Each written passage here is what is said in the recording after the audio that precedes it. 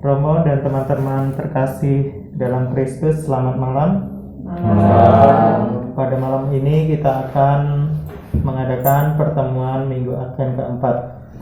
Namun sebelum itu, kita nyanyikan dulu lagu pembuka Mada Bakti nomor 325.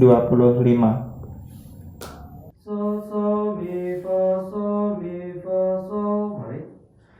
Fajar telah mulai menyingsing, membangunkan pengharapan bagi dunia terasing, jauh dari rahmat Tuhan. Bersukalah umat Allah, sambutlah Sang Immanuel. Dalam nama Bapa dan Putra dan Roh Kudus. Amin.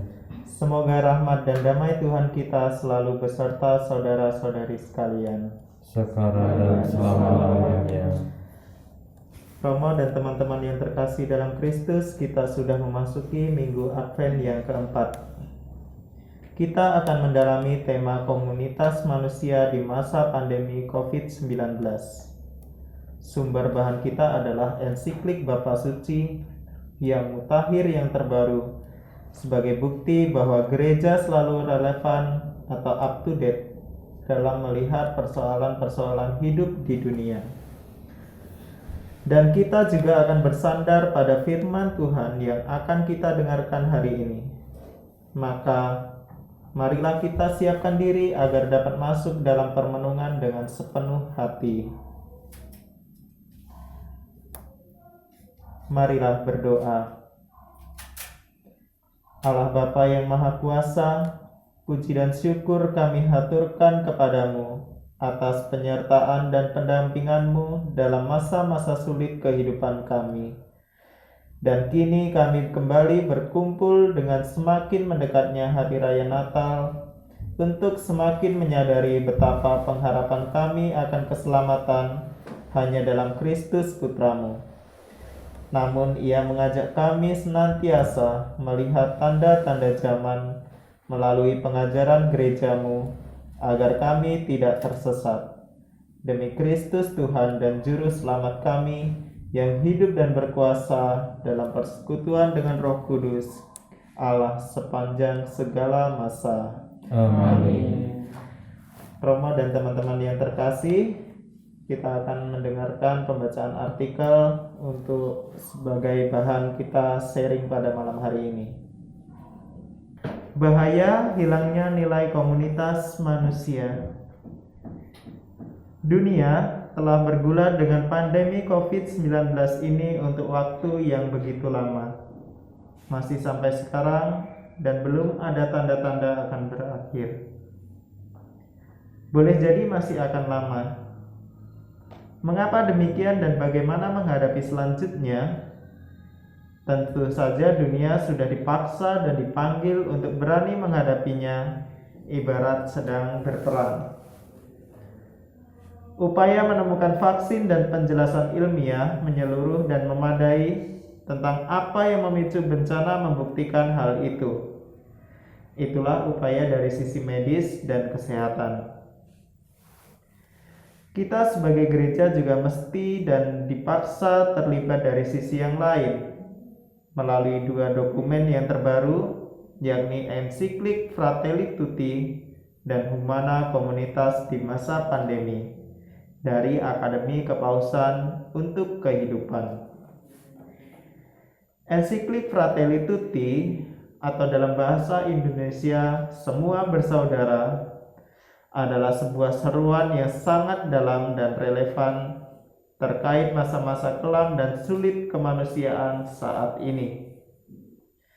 Ensiklik ini terbit berkaitan dengan peringatan Santo Fransiskus Assisi 3 Oktober 2020. Seruan Paus Fransiskus ini ditulis dan dikemukakan di tengah berbagai tanda zaman yang mengkhawatirkan, seperti kelaparan, wabah, perang antar bangsa, kekerasan, dan perpecahan di masyarakat yang semakin meluas. Bapak Suci punya fokus perhatian pada persaudaraan dan persahabatan sosial yang inspirasinya ditemukan dalam kisah dan spiritualitas Santo Fransiskus Assisi. Paus mendesak tiap pribadi untuk mengubah tatanan politik modern yang telah dijangkiti virus berbahaya, yaitu individualisme radikal. Kita semua diingatkan bahwa dunia yang sedang berdarah dan sakit ini harus disembuhkan lewat tatanan kebaikan bersama di bidang politik, ekonomi, dan ekologi. Pandemi COVID-19 ini telah mengajari manusia akan beratnya menjadi terpisah dan terisolasi karena menjaga jarak dari yang lain, terasing dan teralienasi secara nyata dari persaudaraan. Inilah saatnya yang paling tepat untuk benar-benar bermimpi mewujudkan satu keluarga besar, bangsa manusia, di mana setiap dari kita menjadi saudara dan saudari bagi semua.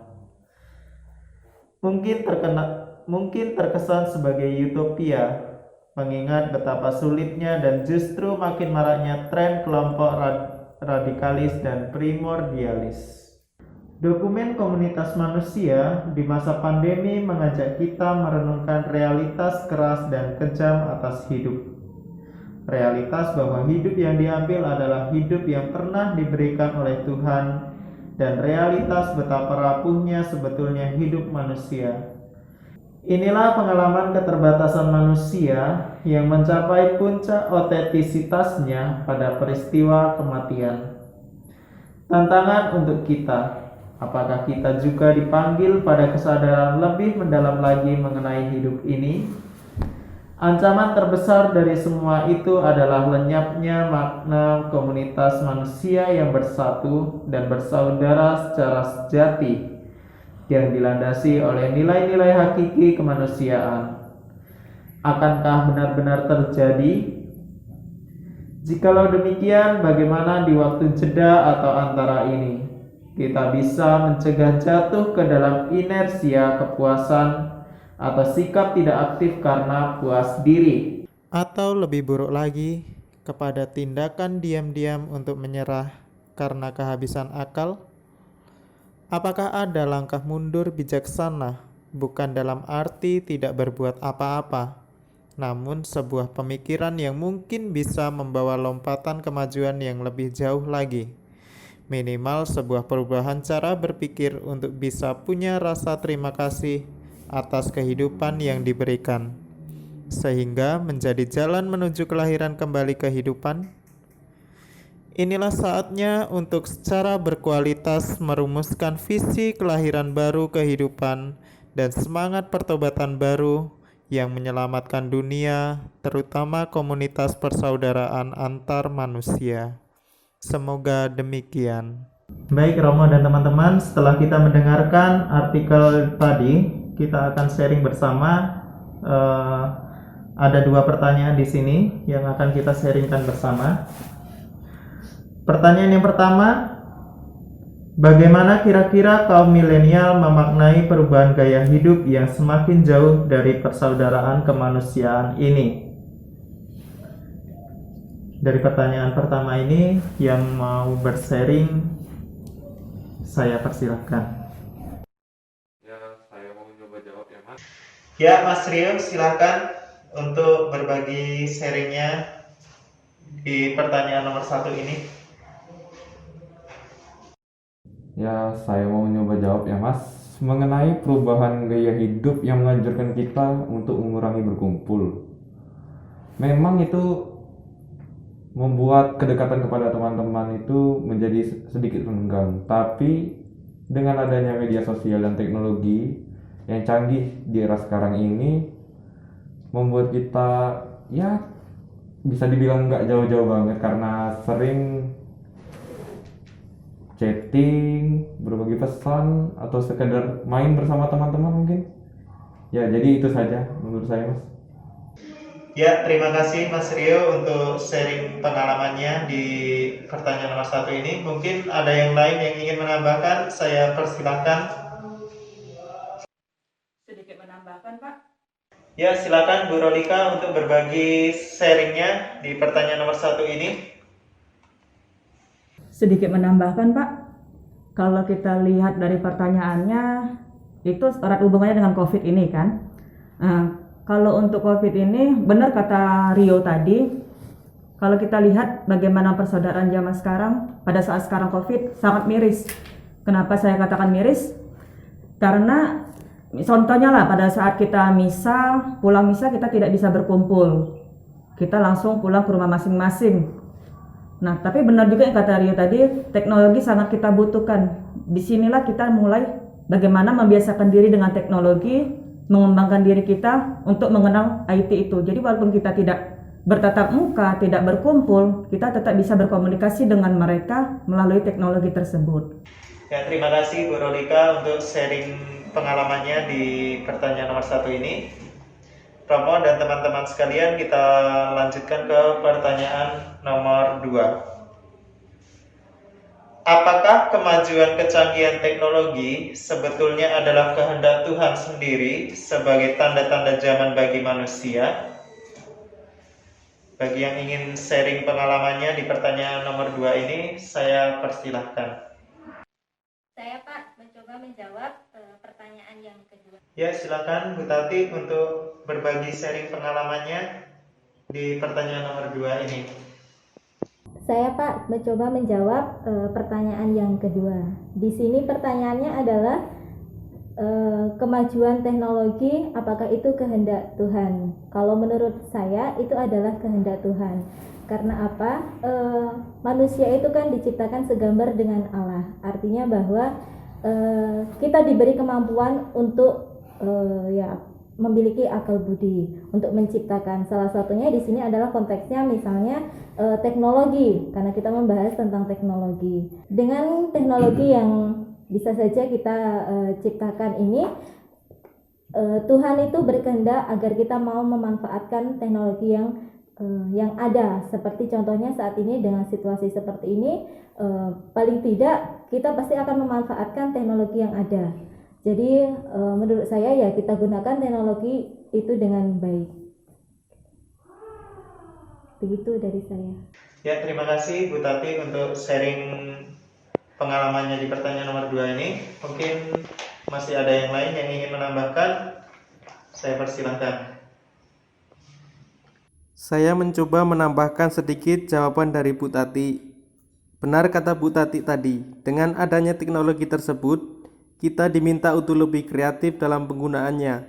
Selain itu, kita juga dituntut untuk memanfaatkan teknologi dengan baik, tanpa menyimpang dari fungsi yang sebenarnya.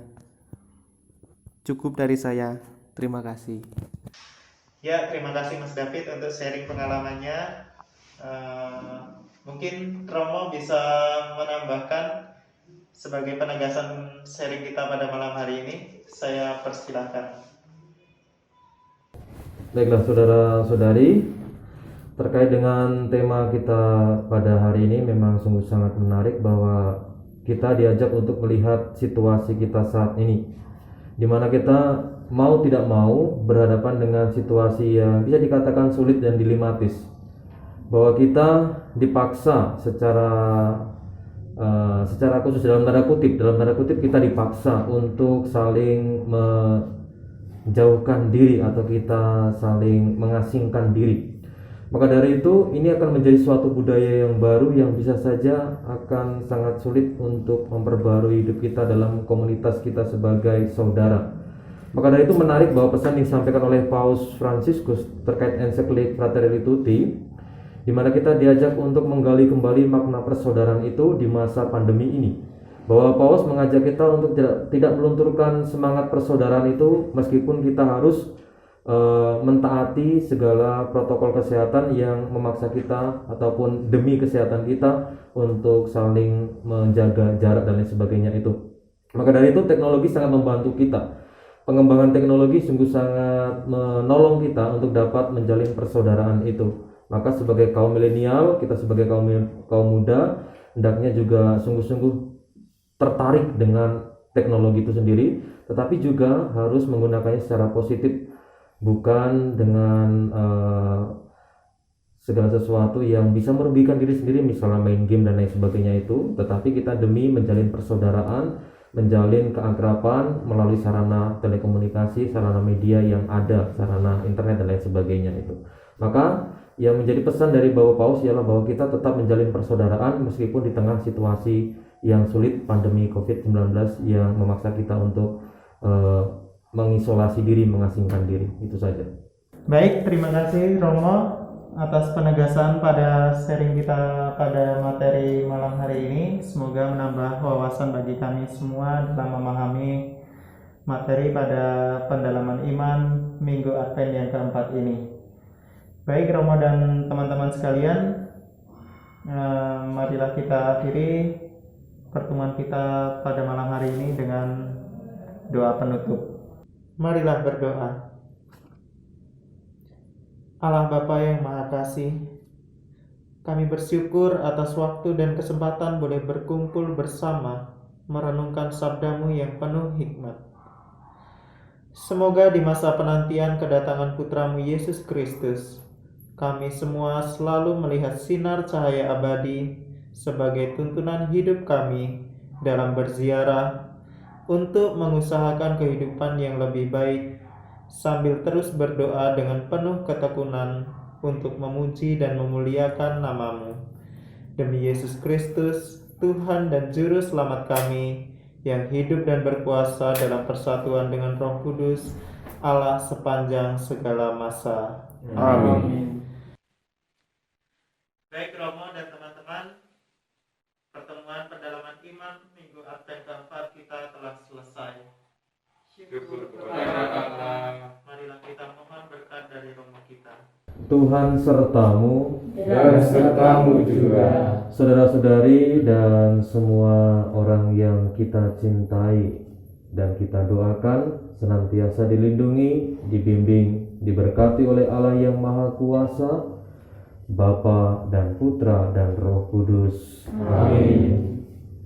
Baik Romo dan teman-teman, marilah kita tutup kegiatan kita hari ini dengan lagu dari Mada Bakti nomor 324. 324.